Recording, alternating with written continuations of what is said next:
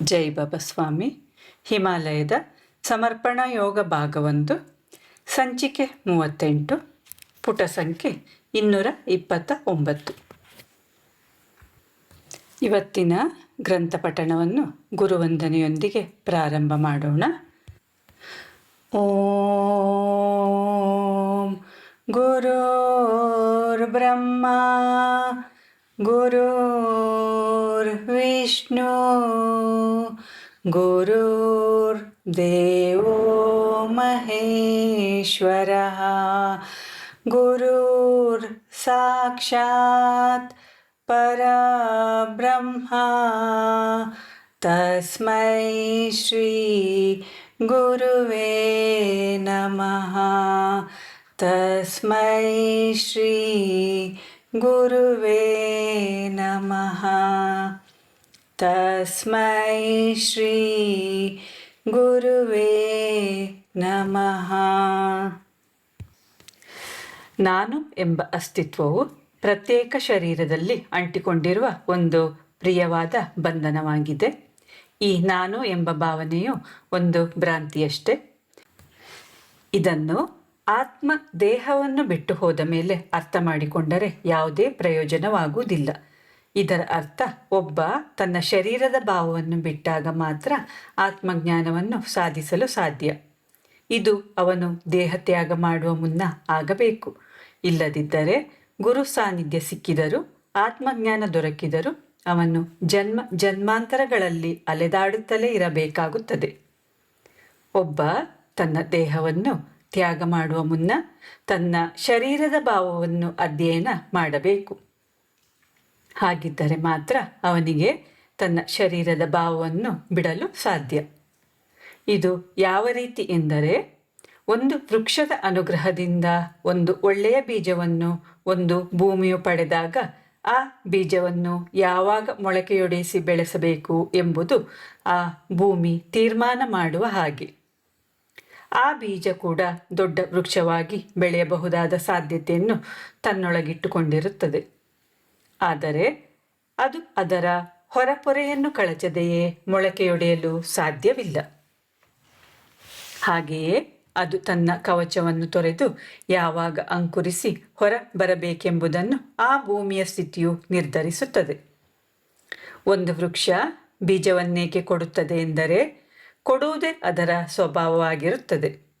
ಆದರೆ ಅದಕ್ಕೆ ಆ ಬೀಜವನ್ನು ಅಂಕುರಿಸಿ ತನ್ನಂತೆ ವೃಕ್ಷವನ್ನಾಗಿಸಲು ಸಾಧ್ಯವಿಲ್ಲ.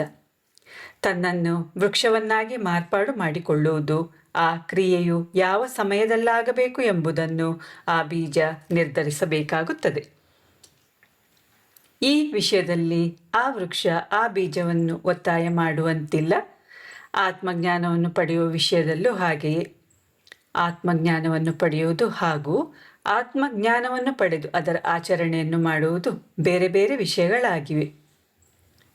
ಅಂತರ್ಜ್ಞಾನವನ್ನು ಪಡೆದ ಆತ್ಮ ಪುನಃ ಅದನ್ನು ವಿಕಸಿತಗೊಳಿಸಲು ಸೂಕ್ತ ವಾತಾವರಣವನ್ನು ಹುಡುಕುತ್ತಾ ಇನ್ನೊಂದು ಜನ್ಮವನ್ನು ಪಡೆಯಬಹುದು. ಅದನ್ನು ಹೊಂದಿದ ಶರೀರದ ವಾತಾವರಣ, ಅದು ಯಾರ ಸಾನ್ನಿಧ್ಯವನ್ನು ಹೊಂದಿದೆ, ಅದು ಆತ್ಮ ಜಾಗೃತಿಗೆ ಪೂರಕವಾಗಿ ಇದೆಯೋ ಇಲ್ಲವೋ ಇವೆಲ್ಲ ಪೂರ್ವ ನಿರ್ಧರಿತವಲ್ಲ. ನಮ್ಮ ಶರೀರದಲ್ಲಿ 7 ಶಕ್ತಿ ಸ್ಥಾನಗಳಿವೆ.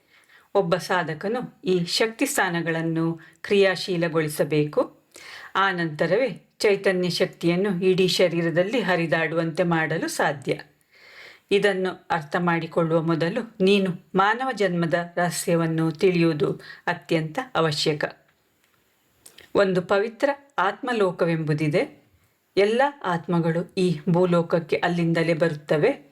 ಈ ಆತ್ಮಲೋಕದ ಸ್ಥಿತಿಯು ಒಂದು ಪ್ರತ್ಯೇಕ ಭೂಲೋಕದಂತಿದ್ದು, ಅಲ್ಲಿ ಎಲ್ಲ ಆತ್ಮಗಳು ಸಾಮೂಹಿಕತೆಯಿಂದ ಇರುತ್ತವೆ. ಅದಕ್ಕೆ ಅದರದ್ದೇ ಇತಿಮಿತಿಗಳಿವೆ. ಈ ಸಾಮೂಹಿಕತೆಯ ಮೇಲಿನ ನಿಯಂತ್ರಣ ಕ್ಷೀಣಿಸಿದಾಗ ಕೆಲವೊಂದು ಆತ್ಮಗಳು ಆ ಲೋಕವನ್ನು ಬಿಟ್ಟು ಈಚೆ ಬರಬಹುದು. ಹೊರಬಂದ ನಂತರ ಹೊರಗಡೆ ಏನೂ ಇಲ್ಲವೆಂದು ಆ ಆತ್ಮಕ್ಕೆ ತಿಳಿಯುತ್ತದೆ. ಆಗ ಅದು ನಾನು ಅನವಶ್ಯಕವಾಗಿ ನನ್ನ ಕುತೂಹಲ ಬುದ್ಧಿಯಿಂದ ಹೊರಬರಬೇಕಾಯಿತು ಎಂದು ಆಲೋಚಿಸುತ್ತದೆ. ಅದು ಈಚೆ ಬಂದಾಗ ಅದರ ಸಾಮೂಹಿಕತೆಯ ಗುಣಲಕ್ಷಣಗಳನ್ನು ಕಳೆದುಕೊಳ್ಳುತ್ತದೆ. ಆಗ ಅದರ ಇಚ್ಛೆಗನುಸಾರವಾಗಿ ಪ್ರತ್ಯೇಕ ಶರೀರವನ್ನು ಆಯ್ಕೆ ಮಾಡಲು ಬಯಸುತ್ತದೆ. ಚಕ್ರಗಳ ಸ್ಥಿತಿಯಿಂದಾಗಿ ಆ ಚಕ್ರಗಳನ್ನು ಹೊಂದಿದ ಒಂದು ಶರೀರದ ಕಾರ್ಯಕ್ಷಮತೆಯನ್ನು ತಿಳಿಯಲು ಅದಕ್ಕೆ ಸಾಧ್ಯವಾಗುತ್ತದೆ. ಆ ಶರೀರ ಅದಕ್ಕೆ ಎಷ್ಟು ಅನುಕೂಲಕರವಾಗಿದೆ ಎಂದು ಆ ಆತ್ಮ ತಿಳಿಯಲು ಶಕ್ತವಾಗಿರುತ್ತದೆ. ಇದನ್ನು ತಿಳಿದುಕೊಂಡು ಅದು ಮೋಕ್ಷ ಪ್ರಾಪ್ತಿಗೋಸ್ಕರ ಯಾವುದಾದರೊಂದು ಶರೀರದಲ್ಲಿ ಧಾರಣೆ ಮಾಡುತ್ತದೆ.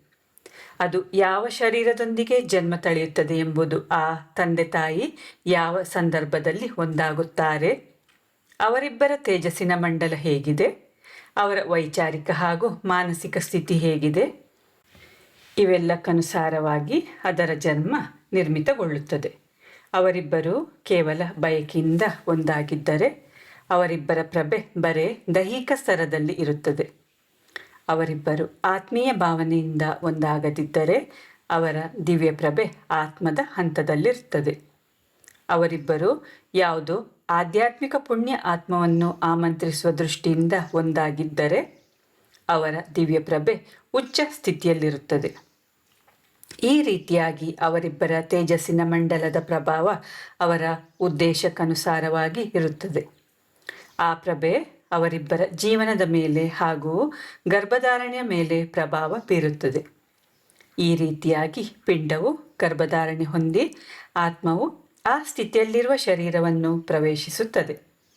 ಈ ಕಾರಣದಿಂದಲೇ ಒಂದೇ ತಂದೆ ತಾಯಂದಿರಿಗೆ ಎರಡು ಬಗೆಯ, ಅಂದರೆ ಒಂದು ಒಳ್ಳೆಯ ಗುಣನಡತೆಯುಳ್ಳ, ಇನ್ನೊಂದು ಕೆಟ್ಟ ಗುಣನಡತೆಯುಳ್ಳ ಮಕ್ಕಳು ಹುಟ್ಟುವುದು. ಈ ಏಕಮಾತ್ರ ಕಾರಣಕ್ಕಾಗಿಯೇ ಮಕ್ಕಳ ಮಧ್ಯೆ ಅಷ್ಟೊಂದು ಅಂತರ, ಅಂದರೆ ಭೂಮಿ ಆಕಾಶದಷ್ಟು ವ್ಯತ್ಯಾಸವಿರುವುದು. ಹೀಗೆ ಆತ್ಮವು ಶರೀರದಲ್ಲಿ ಜನ್ಮವನ್ನು ಪಡೆದುಕೊಂಡರೂ ಮುಂದೆ ಅದಕ್ಕೆ ಸಿಗುವ ಸಹವಾಸಗಳ ಮೇಲೆ ಎಲ್ಲವೂ ಅವಲಂಬಿಸಿಕೊಂಡಿರುತ್ತದೆ. ಸಾಮಾನ್ಯವಾಗಿ ಜನ್ಮ ಪಡೆದ ಆತ್ಮವು ತಾನು ಜನ್ಮ ಪಡೆದ ಉದ್ದೇಶವನ್ನೇ ಮರೆಯುವ ಸಾಧ್ಯತೆ ಇರುತ್ತದೆ. ಕೊನೆಗೆ ಅವನ ಪ್ರಾಣ ಅವನ ಶರೀರವನ್ನು ಬಿಟ್ಟು ಹೋಗುವ ಸಂದರ್ಭದಲ್ಲಿ ಆತ್ಮಕ್ಕೆ ಅದರ ಉದ್ದೇಶದ ಅರಿವಾಗುತ್ತದೆ. ಆಗ ಸಮಯ ಜಾರಿ ಹೋಗಿರುತ್ತದೆ. ಪ್ರತಿ ಜನ್ಮದೊಂದಿಗೆ ಆತ್ಮವು ಉತ್ಕ್ರಾಂತಿಯ ಕಡೆ ಸಾಗುತ್ತಿರುತ್ತದೆ. ಪ್ರಾಪಂಚಿಕ, ಶಾರೀರಿಕ ಹಾಗೂ ಮಾನಸಿಕ ಹೀಗೆ ಎಲ್ಲ ಹಂತಗಳಲ್ಲಿ ವಿಕಸನ ಉಂಟಾಗುತ್ತಿರುತ್ತದೆ. ಈ ಉತ್ಕ್ರಾಂತಿಯ ಮಾರ್ಗದಲ್ಲಿ ಸಾಗುತ್ತಾ ಹೋದ ಹಾಗೆ ಯಾವುದೋ ಒಂದು ಜನ್ಮದಲ್ಲಿ ಅದಕ್ಕೆ ಆತ್ಮಜ್ಞಾನ ಉಂಟಾಗುತ್ತದೆ. ಆತ್ಮಜ್ಞಾನವನ್ನು ಪಡೆಯುವುದು, ಆತ್ಮಜ್ಞಾನವನ್ನು ಅರ್ಥೈಸಿಕೊಳ್ಳುವುದು ಹಾಗೂ ಆತ್ಮಜ್ಞಾನವನ್ನು ಆತ್ಮದೊಂದಿಗೆ ಬೆರೆಸಿ ಅನುಭವವನ್ನು ಪಡೆಯುವುದು, ಇದು ಜನ್ಮ ಜನ್ಮಾಂತರದಲ್ಲಿ ನಡೆಯುತ್ತಲಿರುತ್ತದೆ. ಇದು ಒಂದು ಜನ್ಮದಲ್ಲಿ ನಡೆಯುವ ಘಟನೆಯಲ್ಲ. ಇದಕ್ಕೋಸ್ಕರ ಮನುಷ್ಯ ಅನೇಕ ಸಲ ಹುಟ್ಟಬೇಕಾಗುತ್ತದೆ. ಪ್ರತಿ ಜನ್ಮದಲ್ಲಿ ಮನುಷ್ಯನೊಂದಿಗೆ ಒಂದು ಶಕ್ತಿಯು ಸಂಬಂಧ ಹೊಂದಿರುತ್ತದೆ. ಇದರ ಹೆಸರು ಕುಂಡಲಿನಿ ಶಕ್ತಿ. ತನ್ನೊಂದಿಗಿರುವ ಆತ್ಮದ ಪ್ರತಿಯೊಂದು ಜನ್ಮದ ರೆಕಾರ್ಡನ್ನು ಈ ಶಕ್ತಿ ಹೊಂದಿರುತ್ತದೆ. ಆ ದಾಖಲೆಗೆ ಅನುಸಾರವಾಗಿ ಆತ್ಮವು ವಿಕಸನದ ಪಥದಲ್ಲಿ ಸಾಗುತ್ತಿರುತ್ತದೆ. ಪ್ರತಿ ಜನ್ಮದೊಂದಿಗೆ ಈ ಕುಂಡಲಿನಿ ಶಕ್ತಿಯು ದೇಹವನ್ನು ತ್ಯಜಿಸುತ್ತದೆ. ಈ ಶಕ್ತಿಯ ಸಹಕಾರದೊಂದಿಗೆ ಆಧ್ಯಾತ್ಮಿಕ ಪ್ರಗತಿಯನ್ನು ಹೊಂದಲು ಆತ್ಮವು ಶಕ್ತವಾಗುತ್ತದೆ. ಶರೀರವು ಆತ್ಮದ ಸಾಧನವಾಗಿದೆ. ಶರೀರವಿಲ್ಲದೆ ಆತ್ಮಕ್ಕೆ ಮೋಕ್ಷವನ್ನು ಪಡೆಯಲು ಸಾಧ್ಯವಾಗುವುದಿಲ್ಲ. ನಾವು ಶರೀರವನ್ನು ಮೂಳೆ ಮಾಂಸಗಳ ಚೀಲವೆಂದು ಕರೆಯಬಹುದು. ನಾವು ಶರೀರಕ್ಕೆ ಹೆಚ್ಚಿನ ಮಹತ್ವವನ್ನು ಕೊಡದಿರಬಹುದು. ಆದರೆ ಸತ್ಯವಾದ ವಿಷಯವೇನೆಂದರೆ ಈ ನಶ್ವರ ಶರೀರವಿಲ್ಲದೆ ಆತ್ಮಕ್ಕೆ ಮೋಕ್ಷವನ್ನು ಪಡೆಯಲು ಸಾಧ್ಯವಾಗುವುದಿಲ್ಲ. ಯಾವುದೋ ದೃಷ್ಟಿಕೋನದಿಂದ ನೋಡಿ ಆ ಶರೀರವನ್ನು ನಗಣ್ಯವೆಂದು ಪರಿಗಣಿಸುವುದು ತಪ್ಪಾಗುತ್ತದೆ. ಪ್ರತಿಯೊಂದು ಆತ್ಮಕ್ಕೂ ಶರೀರವು ಒಂದು ಮಾಧ್ಯಮ. ಈ ವಾಹನವಿಲ್ಲದಿದ್ದರೆ ಆತ್ಮಕ್ಕೆ ಯುಗ ಯುಗಗಳವರೆಗೆ ಯಾವುದೇ ಪ್ರಯಾಣ ಬೆಳೆಸಲು ಸಾಧ್ಯವಾಗದೆ ಪ್ರಗತಿಗಾಣದೆ ಇರಬೇಕಾಗುವುದು. ಅದೆಷ್ಟೋ ಮೃತ ಶರೀರದ ಆತ್ಮಗಳು ಶರೀರದ ಕೊರತೆಯಿಂದಾಗಿ ಮೋಕ್ಷ ಕಾಣದೆಯೇ ನೂರಾರು ವರ್ಷಗಳಿಂದ ಅಲೆದಾಡುತ್ತಲೇ ಇವೆ. ಅವುಗಳು ಜೀವಂತವಾಗಿ ಶರೀರದಲ್ಲಿದ್ದಾಗ ಶರೀರದ ಸರಿಯಾದ ಉಪಯೋಗ ಮಾಡದೆ ಈಗ ದೇಹವಿಲ್ಲದೆ ಅಲೆದಾಡುತ್ತಿವೆ. ಶರೀರಧಾರಿ ಮಹಾತ್ಮನೊಬ್ಬನು ಅವುಗಳಿಗಾಗಿ ಪ್ರಾರ್ಥಿಸದಿದ್ದರೆ ಅವುಗಳು ಮೋಕ್ಷ ಕಾಣದೆ ಹಾಗೆಯೇ ಅಲೆದಾಡುತ್ತಲೇ ಇರಬೇಕಾಗುತ್ತದೆ. ಈಗ ನೀನು ಆತ್ಮಜ್ಞಾನವನ್ನು ಪಡೆಯುವ ಉದ್ದೇಶಕ್ಕಾಗಿ ನನ್ನ ಬಳಿ ಬಂದಿರುವ ಕಾರಣ ನೀನು ಕಲಿಯಬೇಕಾದ ಮೊದಲ ಪಾಠವೇನೆಂದರೆ ಶರೀರದ ಮಹತ್ವವನ್ನು ಅರಿಯುವುದು ಹಾಗೂ ಜೀವನವನ್ನು ಅರ್ಥ ಮಾಡಿಕೊಳ್ಳುವುದು. ಮನುಷ್ಯನ ಜೀವನದ ಅವಧಿಯು ದೀರ್ಘವೆನಿಸಬಹುದು, ಆದರೆ ಮನುಷ್ಯನು ತನ್ನ ಜೀವಿತ ಕಾಲದಲ್ಲಿ ಹೆಚ್ಚಿನ ಸಮಯವನ್ನು ಮಲಗಿ ನಿದ್ರಿಸುವಲ್ಲಿ ಕಳೆಯುತ್ತಾನೆ. ಉಳಿದ ಸಮಯವನ್ನು ವ್ಯರ್ಥ ಕಾರ್ಯಗಳಲ್ಲಿ ಅನಾವಶ್ಯಕ ವಸ್ತುಗಳ ಮೇಲೆ ಏಕಾಗ್ರತೆಯನ್ನು ಇರಿಸುವುದರಲ್ಲಿ ಕಳೆಯುತ್ತಾನೆ. ತನ್ನನ್ನು ಹೊರತುಪಡಿಸಿ ಉಳಿದವರೆಲ್ಲರನ್ನು ಅರ್ಥೈಸಿಕೊಳ್ಳುವ ಪ್ರಯತ್ನ ಮಾಡುತ್ತಿರುತ್ತಾನೆ. ಈ ಎಲ್ಲ ನಿಷ್ಪ್ರಯೋಜಕ ಕ್ರಿಯೆಗಳಿಂದ ಅವನ ಜೀವನ ಹೇಗೆ ವ್ಯರ್ಥವಾಗಿ ಕರಗಿ ಹೋಗುತ್ತಿದೆ ಎಂಬ ಅರಿವು ಅವನಿಗಿರುವುದಿಲ್ಲ. ಮನುಷ್ಯನ ಜೀವನದ ಪ್ರತಿಯೊಂದು ಕ್ಷಣವೂ ಮಹತ್ವಪೂರ್ಣವಾದದ್ದು. ನಕಾರಾತ್ಮಕವಾಗಿ ತೊಡಗಿಸಿಕೊಳ್ಳುವುದು ಅವನ ಸ್ವಭಾವವಾಗಿ ಬಿಟ್ಟಿರುತ್ತದೆ. ಆದರೆ ಅವನು ಪ್ರತಿ ಕ್ಷಣವನ್ನು ಸಕಾರಾತ್ಮಕವಾಗಿ ಉಪಯೋಗಿಸಿಕೊಂಡು ಜೀವಿಸಬೇಕೆಂಬುದನ್ನು ಅರಿಯಬೇಕಾಗಿದೆ. ಹೀಗೆ ಅವರ ಮಾತುಗಳನ್ನು ಆಲಿಸುತ್ತಾ ಸಾಕಷ್ಟು ಸಮಯ ಕಳೆದು ಹೋಯಿತು. ಅಸ್ಸಾಂ ರಾಜ್ಯದಲ್ಲಿ ಬ್ರಹ್ಮಪುತ್ರ ನದಿಗೆ ಬಹಳಷ್ಟು ಪ್ರಾಮುಖ್ಯವನ್ನು ನೀಡಲಾಗಿದೆ. ಅಸ್ಸಾಮಿನ ಸಾಹಿತ್ಯದಲ್ಲೂ ಈ ನದಿಯ ವಿಷಯವಾಗಿ ಕಥೆಗಳಲ್ಲಿ, ಕವನಗಳಲ್ಲಿ ಕಾಣಬಹುದಾಗಿದೆ. ಈ ನದಿಯು ಇಷ್ಟೊಂದು ವಿಶಾಲವಾಗಿದೆ ಎಂದು ನಾನು ಕಲ್ಪಿಸಿಕೊಂಡಿರಲೇ ಇಲ್ಲ. ಬೆಳಗ್ಗೆ ಸ್ನಾನಕ್ಕೆ ಹೋದಾಗ ಅಲ್ಲಿಯ ದೊಡ್ಡ ಬಂಡೆಗಲ್ಲುಗಳ ಮೇಲೆ ಕುಳಿತುಕೊಳ್ಳುತ್ತಿದ್ದೆ. ಹಾಗೆ ಕುಳಿತುಕೊಂಡಾಗ ಗಂಟೆಗಳೇ ಉರುಳಿದರೂ ನನಗೆ ಅದರ ಅರಿವಾಗುತ್ತಿರಲಿಲ್ಲ. ಹಾಗೆ ಕುಳಿತುಕೊಳ್ಳುವಾಗ ನಾನು ಆ ನದಿಗೆ ತೀರಾ ಆತ್ಮೀಯನಾಗುತ್ತಿದ್ದೆ. ಈ ನದಿಯ ವಿಶಿಷ್ಟ ಗುಣವೇನೆಂದರೆ ಅದರ ಪ್ರವಾಹ ಯಾವಾಗಲೂ ಒಂದೇ ರೀತಿಯಾಗಿ ಸ್ಥಿರವಾಗಿ ಇರುತ್ತಿರಲಿಲ್ಲ. ಅದರ ಹರಿವು ರಭಸದಿಂದ ಇರುತ್ತಿದ್ದರೂ ಕೆಲವೊಮ್ಮೆ ಅದು ಬದಲಾಗುತ್ತಿತ್ತು.